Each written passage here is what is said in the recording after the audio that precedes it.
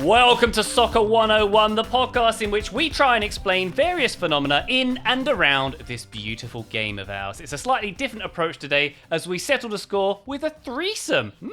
I'm Ryan Bailey, and also here is Joe Lowery. Say hello, Joe. Hello, Joe. Wait, is that what I'm supposed to do? Yeah, and also here Graham Ruthven. Say hello, Joe. Hello, Joe and Ryan. I'm confused. I think we did this right. Anyway, I think that's how you intro a podcast. I think we just about got there, but it's myself, Ryan Bailey, Joseph Lowery, and Mr. Graham Ruthven here. We are here to tackle, gentlemen, a question that has been sent to us at the 101 team by Mr. Eric Stelter. Joe, would you like to hear that question right now? Oh, I would love to hear that question, Mr. Bailey. Here it comes. Eric says, we hear about how important academies are, both domestic and abroad, but I don't think a lot of us understand how they actually work, says Eric. I believe it is like a Harry Potter school for soccer where young players go to different classes, such as corner taking and throw-ins, but what is the actual experience That sounds amazing.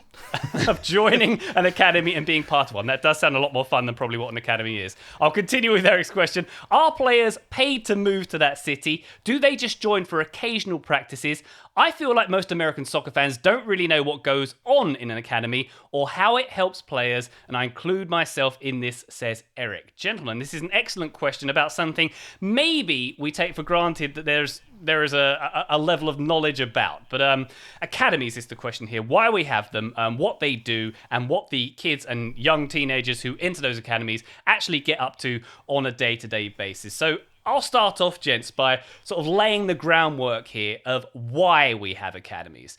And I think, Graham, the simplest way I could put it, the simplest analogy I could give is that growing your own vegetables is cheaper than buying them at the store in the long run if you have the infrastructure to do so. Does that sound... Do you get what I'm saying with that analogy there?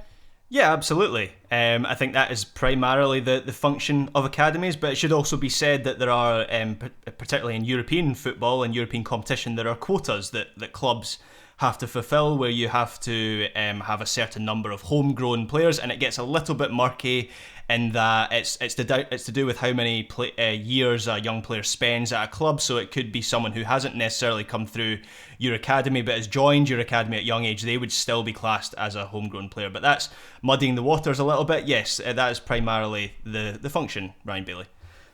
Yes, so academies mean different things in different territories, and I think we're going to get into that a little bit in this episode today. Lucky you, listener. I've got a bit of experience with an MLS academy. I've been working with Charlotte FC for the past year as they have started their team, and the academy sides, they had an under-14 and under-17 side in 2021. Is that the year we're in? Yep, that's right. And that's been the only team that Charlotte FC has had, so there's been a lot of focus on it. I go training a couple of times a week and work very closely with that team, so I'm hoping I can give some insight there. And if we're looking at the benefits of having academies from an MLS perspective, the number one is that it's the cheapest and probably best way to fill your squad and your roster spots. As I say, you growing your own vegetables at home is cheaper than buying them at the store if you have the infrastructure to do so.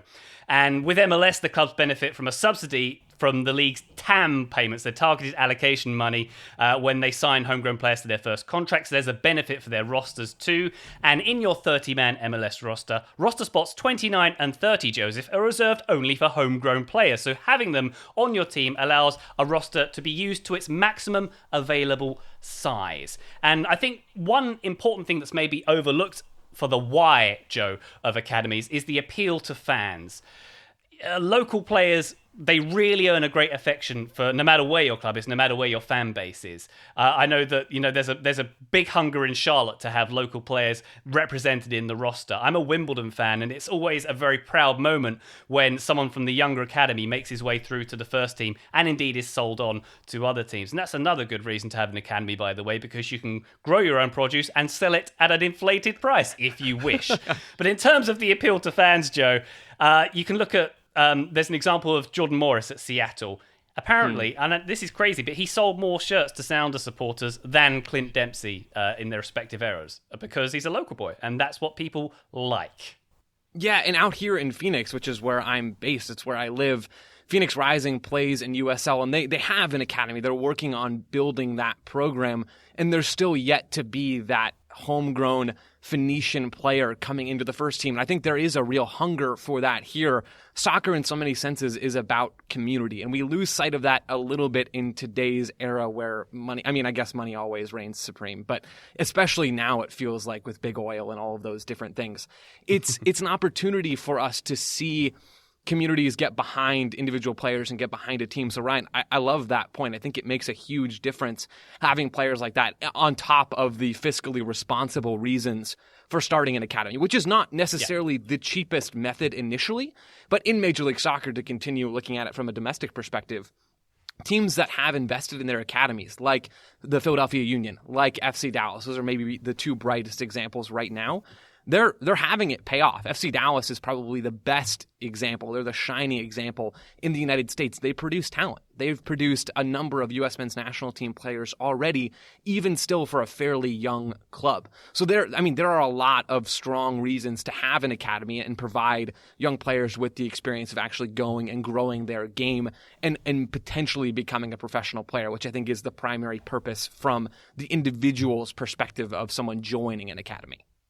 Yeah, definitely so. And you'll notice, gents, you will have noticed that in MLS, certainly, there has been a trend away from the collegiate system, the draft system, towards using your own academy, towards that European or elsewhere in the world model, if you will. And the phrase here is homegrown player, which we've used a few times already. And by definition, that's a player who spent at least 1 year in a club's academy and who has lived in the club's territory. And that's another thing about MLS and where players are sourced from those academies. Each club has a territory that it's allowed to scout. So Charlotte FC, for example, my team, can have North and South Carolina. That's its territory. No one else is allowed to take players from those territories. Whereas previously, before the club existed, clubs like Atlanta, or if there was an undesignated zone, anyone could take players from that zone. And there are lists up of where each club's territories are. Real Salt Lake have all of Utah and Arizona, for example, which is quite a lot of landmass. The Fire and the Galaxy, I believe theirs is a 75-mile radius from their respective stadiums.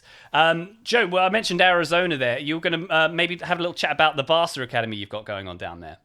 Yeah, absolutely. So there are a number of different types of academies, and this maybe gets to Eric's question, or a part of Eric's question about what it's like to go and actually participate in one as a player. What do they do there? What's it like to be involved in a setup like that? And so one of the main academy models is the Residency Academy model, and there are a number of these all over the world with a few different varieties even within this type. But generally speaking, a Residency Academy is exactly what it sounds like. It's an academy where players go and they live on the campus at the training facilities or right next to it for a certain period of time. Some places it's 5 days a week, and then they go home on the weekends to play games with their local teams.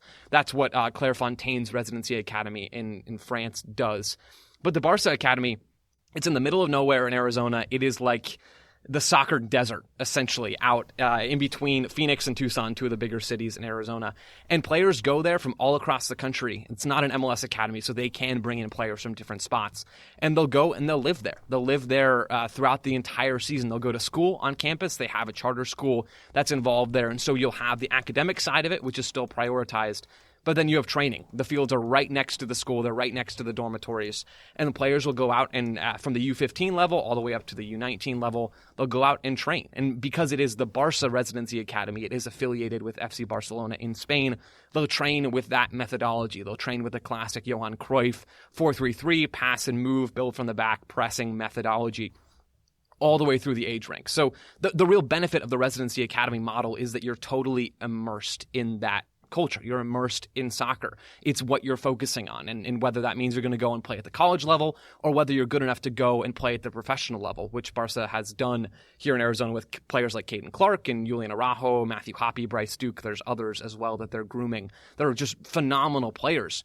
The model's proven of having these players totally involved in the sport. It's challenging because you're away from your family. It's expensive to attend academies like that if you're not on a scholarship or some sort of monetary assistance or aid. But, I mean, the value is there. It's been proven already with academies like the Barca Residency Academy, the Philadelphia Union, and others across the world. And you mentioned Caden Clark there, Joe, and that's a good example of someone who is maybe subject to the peculiar rationale of the homegrown player rule, because he was born in Minnesota. He was raised in Minnesota. So his rights are automatically owned by Minnesota United, despite being born before they existed. So it's quite confusing, because he started there playing for local youth clubs like the Minnesota Thunder. He moves to Barcelona's Residency Academy in Arizona. And then when he moves to the Red Bulls, his rights are still owned by Minnesota. So the Red Bulls are forced to send, I think it's $75,000 in general allocation money to Minnesota. So it's quite a confusing system, but it makes sense if you lay it out, I think. It's peak MLS, Ryan. It really is peak MLS. And this Caden Clark situation is why Major League Soccer is pushing back against homegrown territories and against that rule, or at least certain clubs within the league, is because, I mean, you don't see that other places, right? You don't see a team's lacking ambition benefit from their lack of ambition just because Caden Clark was born in the state of Minnesota. Minnesota United, who doesn't have an academy, they have chosen to forego that expense entirely. They still benefit. They still earned that $75,000 for Barca's ambition, for the New York Red Bulls' ambition. It doesn't make a whole lot of sense when you look at it that way. And so I think there's a reason why homegrown territories, number one, don't exist in a lot of other places globally, but also might not exist in Major League Soccer 10 years from now. That does sound like a bit of a crazy system, I have to say. But what I'm taking from that is, with such big territories, what MLS clubs need are scouting drones. That's what they need, and the drones to have just a giant arm that comes down and picks up a player and carries them hundreds of miles. Like those arcade. It's not a game, but it's got the little joystick and you can get the stuffed animal, but you never actually get the stuffed animal. That I think that's what you're proposing here, Graham. Yeah, exactly. While we're talking about machines plucking children from the sky, we should probably note that the one of Eric's questions was whether they're paid or not, and they're not paid either. So they can be plucked from the sky by a drone, and they're also not paid. Generally, these players are invited or they're scouted from elsewhere to come to these kind of academies. Invariably, you'll get some who are sold by their club on their project, which I use in inverted quotes. And quite a lot of the time, and I've seen this with Charlotte, there'll be players who come on trial for like half a season, and if they like them, they'll pick them up full-time for the squad. We're going to take a very quick break to hear from a sponsor. When we get back, we'll talk a little bit more about MLS and also how academy systems work abroad, and we'll answer that question of how similar it is to Harry Potter. Yeah. Today's episode of Soccer 101 is brought to you by ExpressVPN. Watching Netflix without using ExpressVPN is a bit like paying for a gym membership but only being able to use the treadmill. You're limited, that's the point. ExpressVPN lets you change your online location so you can control where you want Netflix to think you're located. They've got almost 100 different server locations so you can gain access to thousands of new shows. This works for many streaming services, iPlayer, YouTube, a lot more. These are services which I use on my ExpressVPN account, and I also use them while I'm abroad. So, for example, I'm in the UK right now, watching my Hulu, using ExpressVPN. Why choose ExpressVPN over other VPNs? Well, it's got blazing fast speeds. You can stream in HD with zero buffering. I can attest to that. It's compatible with all your devices, your phones, your laptops, your media consoles, your smart TVs, your carpets. Not that one, but lots more. It encrypts your data as well. ExpressVPN has the added benefit of encrypting your data so you can browse the web securely. So be smart, stop paying full price for streaming services and only getting access to a fraction of their content. You can get your money's worth at expressvpn.com/soccer.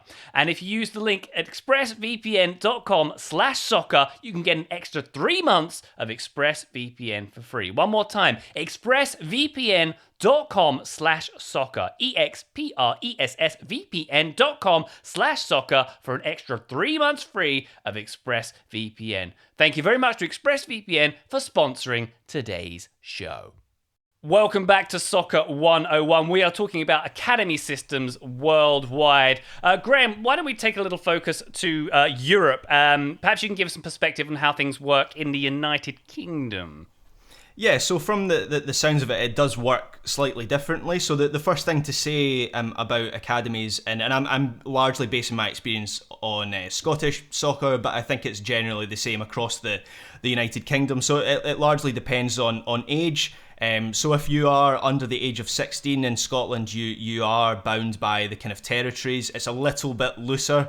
Basically, you have to just make the case to the Scottish FA that you're going to your local academy or a club that is nearby. So if you were in Aberdeen and you were going to Celtic's academy before the age of 16, they might have an issue with that. But if you're in the Glasgow area or even the Central Belt, I don't think they would have much of a problem with that. So yeah, it's most common for you to join an academy geographically near to you.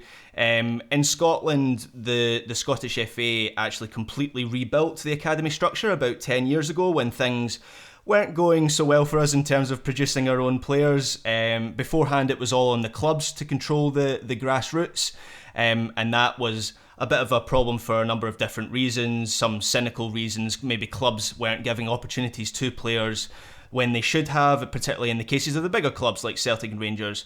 And so the Scottish FA created 7 performance schools around the country. And basically they looked at what had worked in Germany and what worked in France with Clairefontaine, where they brought youth development into a more centralised structure, generally controlled by the National Association. So we have 7 of these schools around the country, and they're based at a high school. So either they're each based at a high school around the country. So either you would go to that high school, or there would already be one near you that you would go to. So the idea is that it's not separating education from your footballing education. That model does seem to be working a lot better. The best example of a product from that system is Billy Gilmore. Billy Gilmore came through the performance school model. He still played for Rangers at academy level before going on to Chelsea, but he very much got his education at the performance schools. The criticism of it is that, a lot of the clubs in Scotland, while, at one of the smaller clubs, it might actually be better to be at one of these performance schools. Some of the clubs, Celtic and Rangers primarily, might have better facilities than these performance schools, so you're taking the players away from them. But it does seem to be working by and large, and you can't sign a professional contract until you're 17 in the United Kingdom, certainly in Scotland. However, you can be paid what's called a scholar's wage, or we would call it pro youth in Scotland, and so that's very similar to if you can leave school in the UK at 16 and get an apprenticeship. So essentially, you would get paid apprenticeship wages to play for an academy team. So that's kind of the short brief on how it works here. Yeah, and to be clear, it's the MLS academy players who aren't, the 16-year-olds aren't paid in the MLS academy. So it's a slight difference there, as there are differences in regions. Graham, did you say 10 years ago they restructured the academy system there? Yeah, roughly. There was a Mark Votta came in, who was a Dutchman with a lot of Dutch ideas, which was no bad thing, and completely restructured things, yes. So do you think in our lifetime we'll see a half-decent Scottish national team on that basis, 10 years already? Ryan, I knew that was coming. I just knew it was coming. Look, Billy Gilmore dominated Wembley, so we've got 11 more of those coming in the next few years, so think about that. Yeah, I'll think about that. And in the meantime, Graham, I think it's a little similar to what the Germans did as well, with they restructured and rebooted, if you will, at the early part of this millennium. In Euro 2000, they finished bottom of their group. Euro 2004, they didn't get out of the group stage. So they put together what they called a 10-year plan. And if you recall, 10 years later in 2014, they did win the World Cup. They took decisive steps, and a 10-year plan is the exact quote from the DFB. They basically completely overhauled youth soccer, and kind of what you're saying there, they more closely align the clubs with the DFB, the German FA. And one of the key things they did was they created academies across the top 2 divisions, and I believe they made it mandatory for the top 2 divisions to have academy systems where they weren't necessarily. And they very much, like you were saying with the Scottish system, Graham, they made it full-time, and they weaved it in with their studies, so the kids in the academy were in the same place at the whole time with their studies and with their soccer as well. So yeah, the clubs where they might have had more control of the grassroots, like the Scottish clubs did as well, the DFB kind of took a greater interest and a greater hold. They also focus more on training coaches as well. And I think at one stage in the mid-2000s, they had something like 20 times more coaches qualified with UEFA B licenses than in the UK. So they took it very seriously, essentially, academy systems, as do many other places. One other thing I'd touch on is what they actually do at training. That question of whether it's a Harry Potter school and they're taught how to do throw-ins by a talking hat. I've not seen Harry Potter. I don't know how this works. I apologise, but It's essentially, correct me if I'm wrong here, James, it's certainly what I've seen from MLS. It's academies have their own separate training from first teams when the academy is part of a first team soccer team. It'll be separate from the first team, separate from the reserve. So like at Manchester City, for example, one side of the training complex, which is opposite the stadium, is for like reserves. There's another section for the academy, and the first team is sort of over the other side of the bridge, if you will. And that's a very sort of sacred thing for the players to cross over when they're invited to train with Pep and the first team, and it's something they talk about when they're allowed to do so. But within MLS, certainly from my experience with Charlotte FC, they train 5 times a week. It's usually 6 till 8 p.m. And they'll play games either at home or away on the weekend. And the drills and what they actually do, it's pretty much set up exactly like senior training. They'll do warm-up drills. They'll do the same kind of drills you'd see in professional training, and they do mini games and exercises at the end of the training session. Very much treated exactly the same, and intentionally so that there's a transition and a harmony moving into that senior setup when they get to do so. And I've actually seen several senior players training with the under-17 academy at Charlotte FC as well. So it shows the level of physicality and the level of competence which they're training with. The old Mourinho trick. Yeah, exactly so. And also a question of where they compete. And certainly with MLS, the current competition is MLS Next, where they compete against top academies and against other MLS teams. They have friendlies when there are not MLS competitions happening. And the big one, which didn't happen last year due to COVID, is the Generation Adidas Cup, which they have over here in North America. It's an under-17 contest where MLS teams play against South American teams and European teams. I believe the Seattle Sounders are the current champions of that from having won it 2 years ago. Joe, is there anything else you wanted to add at this point? I just wanted to toss in, Ryan, you're talking about the training being very similar, the practices being very similar to the first team. And I totally agree with you on that. The one thing I'll add, though, is at younger age levels, and this is below U17, like even younger kids than that, they'll usually play games with fewer players on the field. And they'll sometimes play smaller-sided games to get players more touches. I mean, think about if you're playing 11v11 as a 12-year-old, and that does happen in places, but if you're playing that as a 12-year-old, you're not getting very many touches, and you're really not improving a whole lot technically. There's going to be so much space. A lot of the kids are going to be smaller, and so there's not as much benefit to playing those full-sided games. So you'll see a lot of smaller-sided games. You'll see 7v7, 8v8, 9v9 at some of these youth levels to improve players' individual abilities to see space, to deal with pressure, because there's smaller areas. You're going to be under pressure more often, and you're going to get more touches. So that's maybe the one deviation from how a professional first-team training would go. But now, in 2021, as we're recording this episode, maybe you're listening to it in the future, dear listener. But, I mean, now clubs all over the world are trying to make their academy setups more and more professional and have them mirror the first-team environment as much as possible. So, yeah, that's really the one change that I've noticed from observing youth teams train and different things like that. Keep me honest, Joe. Is it 13 years old when they go to the full-size pitch? Because I know they use smaller goals in a smaller field before 13, I believe. I believe so, but it also completely depends on where you are in the world, right? In the United States, it has one regulation in different areas depending on the federation and their philosophy and scientific findings almost. You'll see different ages progressing at different levels. Yeah, and one of the big focuses in certainly in Scotland, and actually I believe it's similar in England as well, because a lot of what we're doing in Scotland is kind of just copying what England did a few years ago when they had a similar reboot, is not putting as much pressure on young players to win. It's more about as Joe was mentioning there, getting them on the ball as much as possible, focusing less on the physical side of things is kind of what the route that we're going down.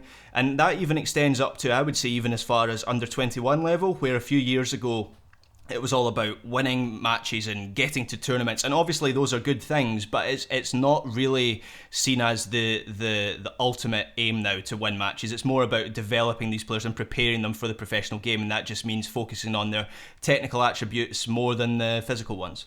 Yeah, that's a really good point to make, and that's something that's certainly emphasised in the academy experience that I've seen. It's not about the winning, it's about the learning and the journey, Graham. The learning and the journey. And one thing we also touched on earlier when we talked about Minnesota is that it's very important for many clubs to have an academy, and academy systems are very important to many leagues worldwide, but not all clubs have them. And outside of the top 2 divisions of Germany, not all clubs are impugned to have them either. And one club which doesn't have one quite prominently is Brentford, who are going to be playing in the Premier League this coming season. It's 2017 when they decided to cut out their reserve side completely, their academy side completely, and focus on having a reserve side playing against top opposition in friendlies instead. They decided at a cost of around $2 million a year that it was too much of a risk that their academy, was playing from a financial perspective, because when you're looking at London, there are 20 or so teams there. Dozens of teams on the doorstep in London, in Brentford. So the risk of, are we going to produce enough players to make that operating cost of around $2 million a year worth it, wasn't worth it for Brentford. And what they do, gents, is rely on AFC Wimbledon, who tend to have a lot of Brentford players come through and young players loaned to them by Brentford. So there are different ways of doing things worldwide. Joe, anything more to add? I think we've just about covered Eric's question here. How do you feel about it? I think we were a little short on Harry Potter references and comparisons, but beyond that, I hope Eric is satisfied. I can't believe you've never seen Harry Potter, Ryan. Why would I want to see a film about a wizard who rides a broom and... I haven't watched either this week. Joe, you're our resident film buff. Have you seen Harry Potter? Oh, Ryan, you know the answer. The answer is no. I haven't. Eric, we failed you. I'm so sorry. I'm so sorry, Eric. Well, Eric, we may have failed you on Harry Potter references, but I hope we have satiated your question about academies, why we have them, what they do, what purpose they serve. Thank you very much, Joe Lowery, for your help on this Soccer 101 episode. You got it, Ryan. Graham Ruthven, thank you very much for your time, sir. Always a pleasure. And listener, we'll catch you next time. Thank you very much.